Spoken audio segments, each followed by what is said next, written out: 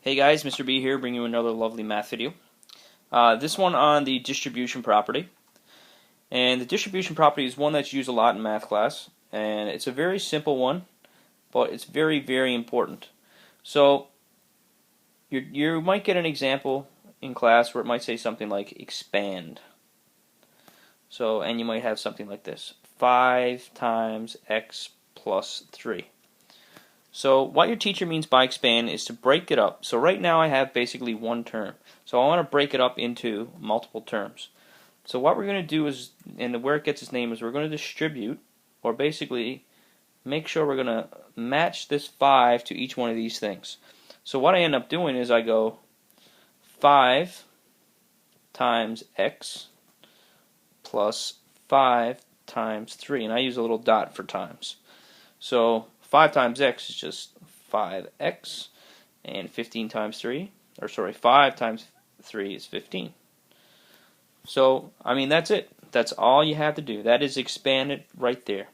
So let's try another example. So let's do a negative. So negative 2, and then 3 minus x. So it's slightly a little bit different. So it's no different. We distribute here to each term, and then I go negative 2 times 3, and then I go plus negative 2 times negative x. So we need to make sure that we put that subtract x right there. So that's what makes this example a little bit more difficult. So then negative 2 times negative 3 is negative 6. Negative 2 times negative x is positive 2x. And there we go. So that's pretty straightforward. So why don't we try one where we have an x on the outside. So let's try this one. So again, it might say something like expand. So you might have something like 2x outside of x minus 3. So what we would do is we would go distribute through, so to each one inside the brackets. 2x times 2 times x, 2x times x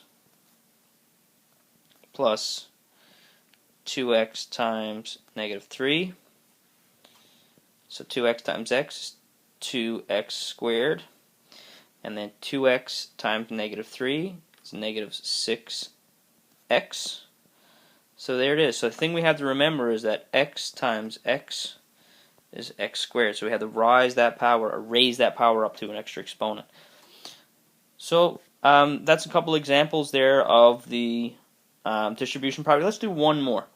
So you might see this as well. So again, we'll say expand. So let's go 3x times x squared minus 2x plus 3. So inside here I've got a trinomial, and on the outside a monomial, so I distribute through to each term 3 times this time. So it doesn't matter how many terms is on the inside, we still do it.